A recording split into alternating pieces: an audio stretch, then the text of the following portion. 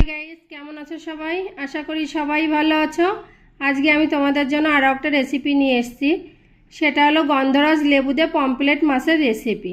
তার জন্য আমি এখানে কিছু পমফ্রেট মাছ নিয়েছি, বড় সাইজের একটা গন্ধরাজ লেবু নিয়েছি, এখানে কিছু গুঁড়ো মশলা নিয়েছি, ধনের গুঁড়ো, জিরের গুঁড়ো, লঙ্কার গুঁড়ো, কিছু পেঁয়াজ আমি ছোট ছোট করে কেটে নিয়েছি, টমেটো পেস্ট করে নিয়েছি, আদা রসুন পেস্ট করে নিয়েছি, আর দুটো বড় সাইজের আলু আমি লম্বা লম্বা করে কেটে নিয়েছি। বাস এইগুলি দিয়ে আজকে রেসিপিটা করে তোমাদের সঙ্গে শেয়ার করব। আমি এই পমফ্রেট মাছগুলোকে ভালো করে লবণ হলুদ দিয়ে মেখে নেব। তার জন্য প্রথমে লবণ দিয়ে দেবো, এরপরে 1 চামচ আমি হলুদ দিয়ে দেবো।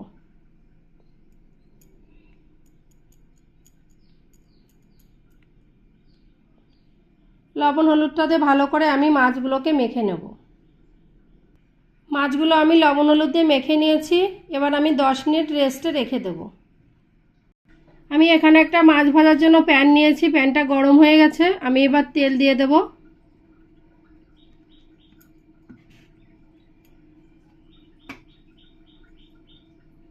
তেলটাও ভালো করে গরম হয়ে গেছে। এবার আমি যে এখানে মাছগুলো লবণ হলুদ মেখে রেখেছি, এই মাছগুলো দিয়ে দেব। খুব সাবধানে দিতে হবে।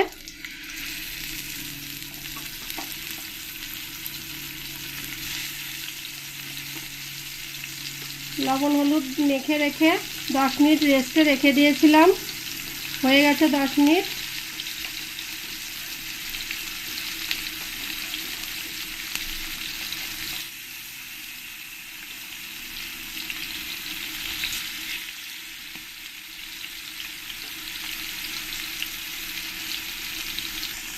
এই মাছগুলো আমার সব ভাজা হয়ে গেছে। এবার আমি এক এক করে সব তুলে নেব। আমি একটু কড়া কড়া করেই ভেজে নিয়েছি মাছগুলো। সব মাছগুলো আমি একইভাবে তুলে নেব।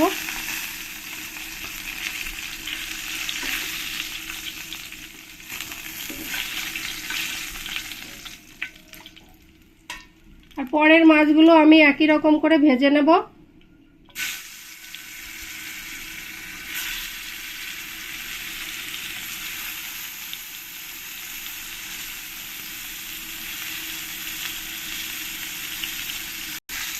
পরের মাছগুলো আমার ভাজা হয়ে গেছে। এবার আমি একটা পাত্রে তুলে নেব। আমি সব মাছগুলো একইভাবে কড়া কড়া করে ভেজে নিয়েছি।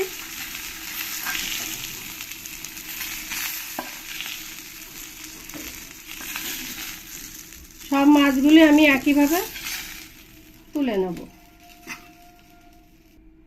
এবার আমি এই মাছ ভাজা তেলের মধ্যে আলুগুলো কেটে নিয়েছি, এইগুলো একটু লাল লাল করেই ভেজে নেব।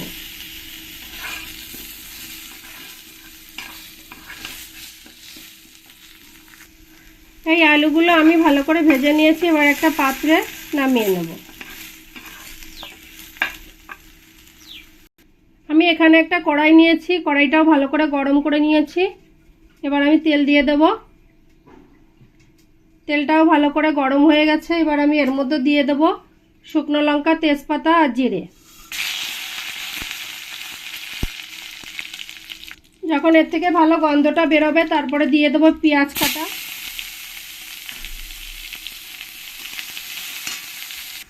পেঁয়াজটা আমার ভাজা হয়ে গেছে। এবার এর মধ্যে দিয়ে দেবো বড় 1 চামচ আদা রসুন পেস্ট।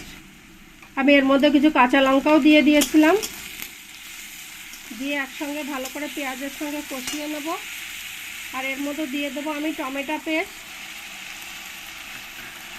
আর এই একই সঙ্গে আমি দিয়ে দেবো গুঁড়ো মশলা, লঙ্কার গুঁড়ো দিয়ে ভালো করে কষিয়ে নেব। এবার আমি দিয়ে দেবো এর মধ্যে 1 চামচ হলুদ আর দিয়ে দেবো 1 চামচ লবণ।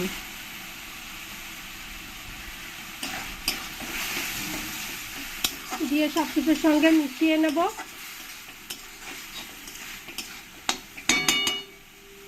এবার আমি কিছুক্ষণ ঢাকা দিয়ে রাখবো মিডিয়াম ফ্লেমে। দেখি মশলাটা কেমন হয়েছে। মশলাটা আমার ভালো করে কষানো হয়ে গেছে। দেখো উপর দিয়ে তেলটাও ভালো করে ছেড়ে দিয়েছে। এবার এর মধ্যে দিয়ে দেবো আমি যে আলুগুলো ভেজে রেখেছি, এই ভাজা আলুগুলো দিয়ে মশলার সঙ্গে একসঙ্গে আমি কষিয়ে নেব।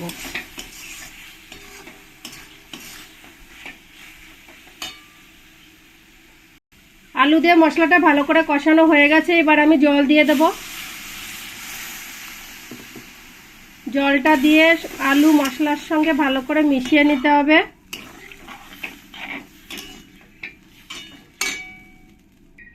জলটা দিয়ে আমি আবার কিছুক্ষণ ঢাকা দিয়ে রাখবো। ঝোলটাকে আমি ভালো করে ফুটতে দেব।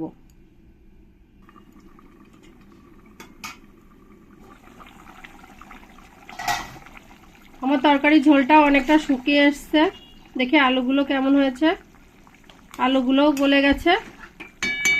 এই পর্যায়ে আমি এখন এই মাছগুলো দিয়ে দেব। যে মাছগুলো ভেজে রেখেছি ভাজা মাছগুলো দিয়ে দেব। দিয়ে আবার আমি ঝোলের সঙ্গে মাছগুলোকে ভালো করে মিশিয়ে নেব।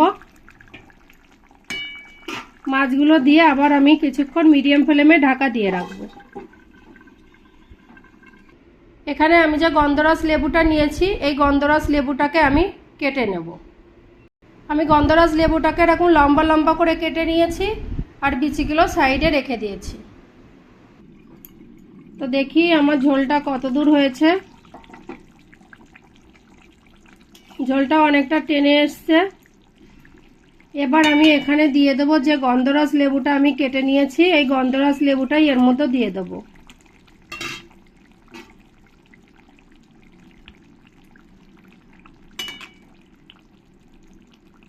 গন্ধরাজ লেবুটা দিয়ে আমি আবার কিছুক্ষণ ঢাকা দিয়ে রাখবো। মিডিয়াম ফ্লেমেই ঢাকা দিয়ে রাখবো। তো গাইস, গন্ধরাজ লেবুটা দিয়ে বেশিক্ষণ জ্বালানো যাবে না, তাহলে এটা তেতো হয়ে যাবে। আমি একটু ঝোলঝোলই রাখছি।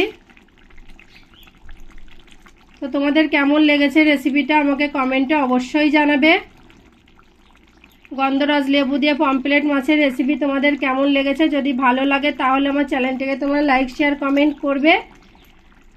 আর তোমরা যারা নতুন আছো তারা অবশ্যই সাবস্ক্রাইব করবে। সবাই ভালো থাকবে, সুস্থ থাকবে।